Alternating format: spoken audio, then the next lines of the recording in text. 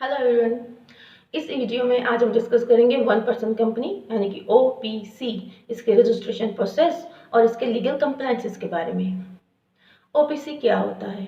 OPC यानी कि one person company एक ऐसी प्राइवेट लिमिटेड कंपनी जिसका सिर्फ एक ही मेंबर होता है, यानी कि पूरी कैपिटल शेयर कैपिटल का 100% शेयर होल्डर।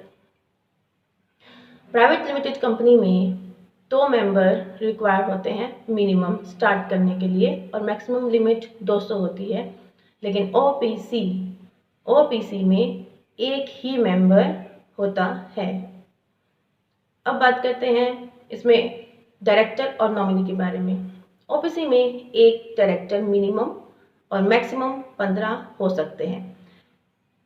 मेंबर जो कंपनी का शेयर होल्डर है वो भी एज ए डायरेक्टर वर्क कर सकता है, लेकिन कंपलसरी नहीं है और डायरेक्टर की लिमिट है 15।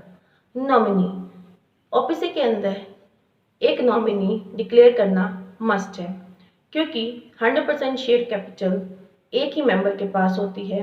तो in case of miss happening या इन केस ऑफ डेथ और इनएबिलिटी वो नॉमिनी कंपनी के शेयर टेक ओवर करता है।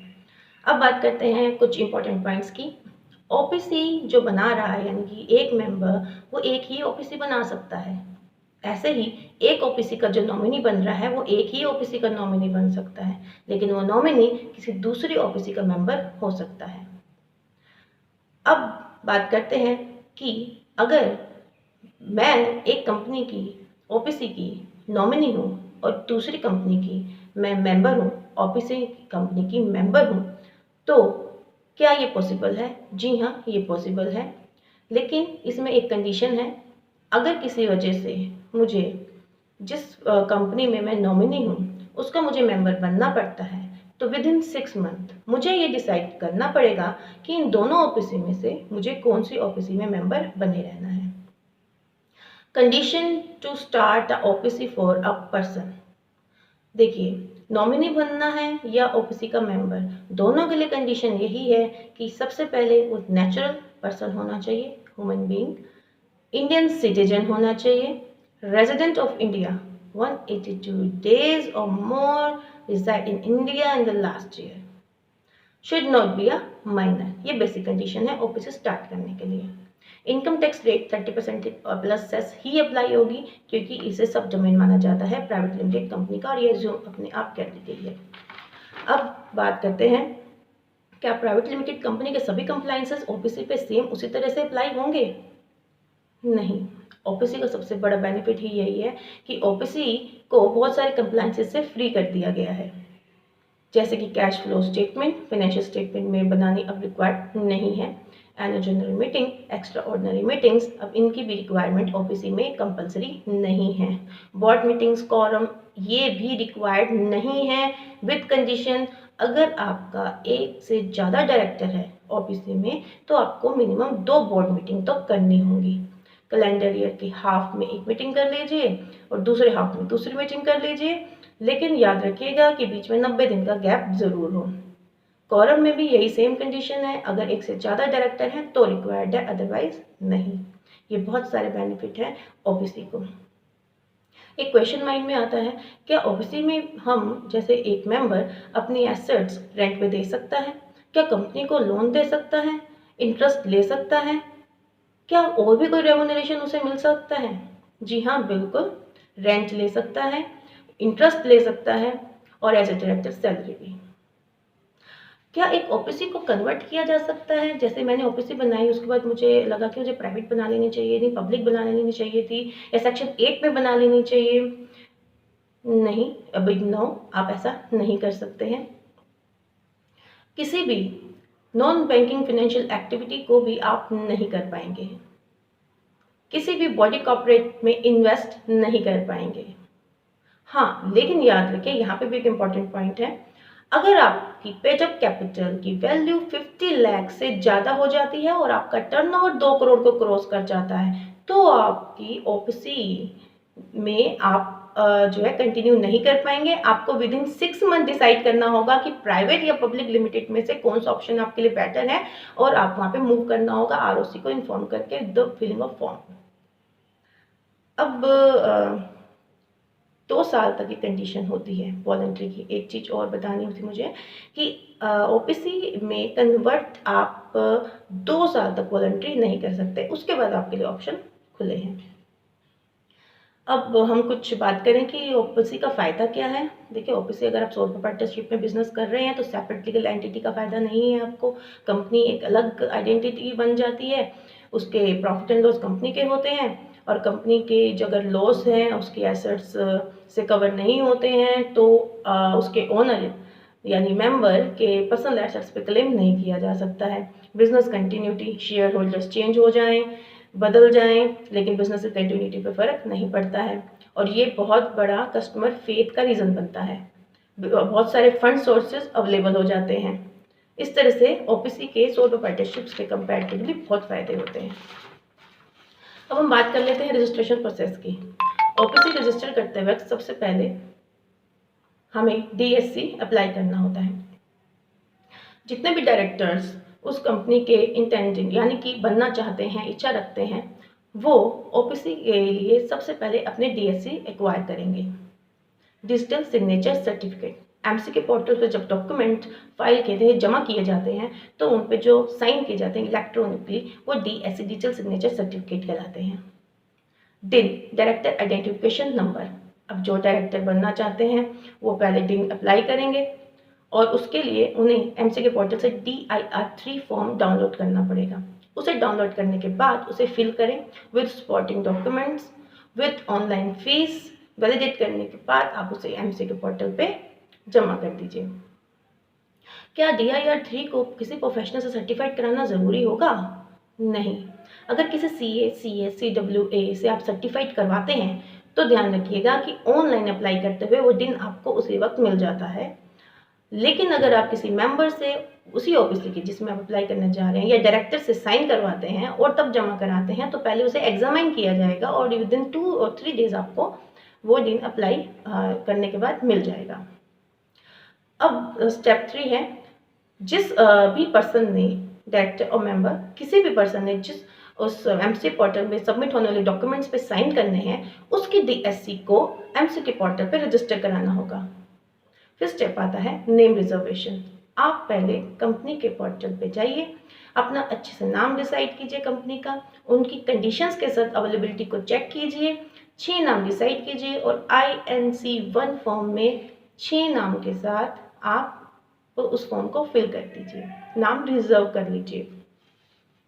अब बात करते हैं, आपने डीएससी इशू कर ली, आपने DIN के लिए अप्लाई कर लिया, आपका नेम रिजर्व हो गया, आपकी डीएससी रजिस्टर भी हो गई। अब नॉमिनी डिसाइड करते हैं। नॉमिनी डिसाइड करने के बाद आप नॉमिनी कंसेंट फॉर्म यानी कि INC3 को फिल करेंगे। INC3 अपने आप में नॉमिनी कंसेंट फॉर्म है, लेकिन ये एक ई फॉर्म नहीं है। इसे इलेक्ट्रॉनिकली फाइल करने के बाद इलेक्ट्रॉनिकली आप पहले इसे भरें, उसके बाद इसका प्रिंट आउट निकाल के अपने पास रखें, क्योंकि जब हम कंपनी के इनकॉर्पोरेशन सर्टिफिकेट यानी इनकॉर्पोरेशन फॉर्म को भरने जाएंगे तो उसमें ये अटैच करेंगे। अब नेक्स्ट स्टेप वही है, कंपनी इनकॉर्पोरेशन फॉर्म जिसका नाम है INC2। INC2 एक ई फॉर्म ही है। जब इसे भरा जाएगा तो इसके साथ सपोर्टिंग डॉक्यूमेंट्स और नक्शेस वगैरह लगेंगी। फॉर एग्जांपल मैं आपको बताती हूँ, जैसे कि शेयर होल्डर्स की डिटेल, डायरेक्टर्स की डिटेल्स जिसमें उनके आइडेंटिटी, एड्रेस प्रूफ एक्सेट्रा होते हैं, और इसके अलावा जाएंगे मेन जो सपोर्टिंग डॉक्यूमेंट्स हैं वो जाएंगे MOA, AOA, memorandum of association, article of association. साथ ही जाएगा आपका वो नॉमिनी कंसेंट फॉर्म जिसका प्रिंट आउट मैंने कहा था निकाल लीजिए, और जाएगी जितनी भी स्टैम्प ड्यूटीज ऑनलाइन आपने पे करी हैं रिलेटेड उनके रिसिप्ट्स। इस तरह से ये फॉर्म कंप्लीट करके जब हम एमसीके पोर्टल पर जमा करते हैं वो पूरा कंप्लीट प्रोसेस होता है। उसके बाद कंपनी रजिस्टर मानी जाती है और हमें मिलता है CIN, कॉर्पोरेट आइडेंटिफिकेशन नंबर। अब जब आपको कॉर्पोरेट आइडेंटिफिकेशन नंबर मिल जाता है तो उसके बाद आप ऑडिटर अपॉइंट करते हैं। बोर्ड रेजोल्यूशन पास होगा। बोर्ड के रेजोल्यूशन पास होने के बाद विदिन 30 डेज कंपनी के रजिस्ट्रेशन के बोर्ड रेजोल्यूशन पास करके एमसीके पोर्टल पर जमा होगा ऑडिटर की अपॉइंटमेंट का। अब बात करते हैं एक लास्ट स्टेप जो मेन है, कंपनी को हम जब इस प्रोसेस तक पहुंच जाएंगे, ऑडिटर अपॉइंट हो जाता है, हमें एक डिक्लेरेशन फॉर्म देना होता है बिजनेस शुरू करने से पहले कि हम बिजनेस शुरू करने जा रहे हैं और हमने क्या किया है। फॉर एग्जाम्पल, एक एग्जाम्पल, इस फॉर्म का नाम है INC21। इसके अंदर जैसे हम पहले एक कंपनी का नाम का अकाउंट खुलवाते हैं और डिक्लेयर करते हैं डायरेक्टर्स कि शेयर होल्डर ने शेयर्स की सारी वैल्यू दे दी है और वो इस अकाउंट में जमा करा दी गई है। इस तरह से रिलेटेड इंफॉर्मेशन के साथ ये INC21 MC के पोर्टल पे जमा होता है और कंपनी अपना बिजनेस स्टार्ट कर देती है। अब बिजनेस स्टार्ट होने के बाद क्या और लीगल कंप्लाइंसेस भी होते हैं? जी हाँ, income tax act, income tax के अकॉर्डिंग बुक कीपिंग की जो कंडीशंस हैं, अगर उनको कंपनी पूरा करती है तो बुक कीपिंग भी करवाएगी और इनकम टैक्स रिटर्न भी फाइल करेगी। टैक्स ऑडिट की अगर लिमिट को क्रॉस होती है तो टैक्स ऑडिट भी करवाएगी। अब कंपनी एक्ट कहता है अब मैं भी हूँ, अब मेरी भी रिक्वायरमेंट्स हैं, जो भी कंपनी में चेंज होगा या कंपनी से रिलेटेड इन्फॉर्मेशन है वो भी मेरे पास पहुँचनी चाहिए। फॉर एग्जाम्पल MGT7 में एनुअल रिटर्न जाता है जो कि 60 डेज के अंदर अंदर एमसी पोर्टल पे जमा करना होता है। इसके अंदर information for example share holders के की, डायरेक्टर्स की, कंपनी की, वो सब डिटेल जाती है अगर कोई चेंज हुआ होता है उनमें तो। अब AOC4, अब MCA की साइट पे AOC4 हमें जमा करना होता है फाइनेंशियल ईयर एंड होने के 180 डेज से पहले। ये होता क्या है? इसमें जाती हैं फाइनेंशियल स्टेटमेंट्स, क्योंकि कंपनी एक्ट ये कहता है आपकी कंपनी में शेयर होल्डर्स में, डायरेक्टर्स में कोई चेंज आता है, MGT7 है, आपकी फाइनेंशियल स्टेटमेंट्स सारी की सारी आप मुझे तक पहुंचाइए, उसके लिए AOC4 है। हर साल जो कंपनी को ऑडिटर अपॉइंट करना होता है उसके लिए जो भी रेजोल्यूशन पास होगा उसकी इंफॉर्मेशन कंपनी को जाती है ADT1 में। ये कंपनी एक्ट के कंप्लायंसेस हैं। इसके अलावा TDS के कंप्लायंसेस डिपेंड करते हैं कंपनी के ट्रांजेक्शन्स पे, GST के कंप्लायंसेस GST एक्ट के अकॉर्डिंग टर्नओवर बेस पे, और ESI के कंप्लायंसेस कंपनी के रखे गए स्टाफ के ऊपर, स्टाफ की काउंटिंग पे। फॉर एग्जांपल 10 से ज़्यादा स्टाफ है तो ESI भी कंपनी पे अप्लाई होगा। इसी तरह कंपनी जिस जिस एक्ट से रिलेट करेगी वो एक्ट उस पर अप्लाई हो जाएगा। Thank you. अब बात करते हैं इन शॉर्ट कि OPC का फ़ायदा क्या है, द बेनिफिट ऑफ OPC। अगर आप एक इंडिविजुअल हैं, आप बिजनेस कर रहे हैं या करना चाहते हैं, आप रिस्क लेना चाहते हैं, आपका बिजनेस जो है फंड्स की डिमांड कर रहा है, लेकिन साथ के साथ आप चाहते हैं कि जो भी बिजनेस आप करें उसमें आपके जो राइट्स हों वो सिर्फ आपके हों, मैनेजमेंट हो आपका हो, डिसीजन मेकिंग हो आपकी हो, कंट्रोल पूरा आपके हाथ में हो, तो बेस्ट अपॉर्चुनिटी है आपके लिए 1 person company. I hope you all like this video. Please like and subscribe this. Thank you very much.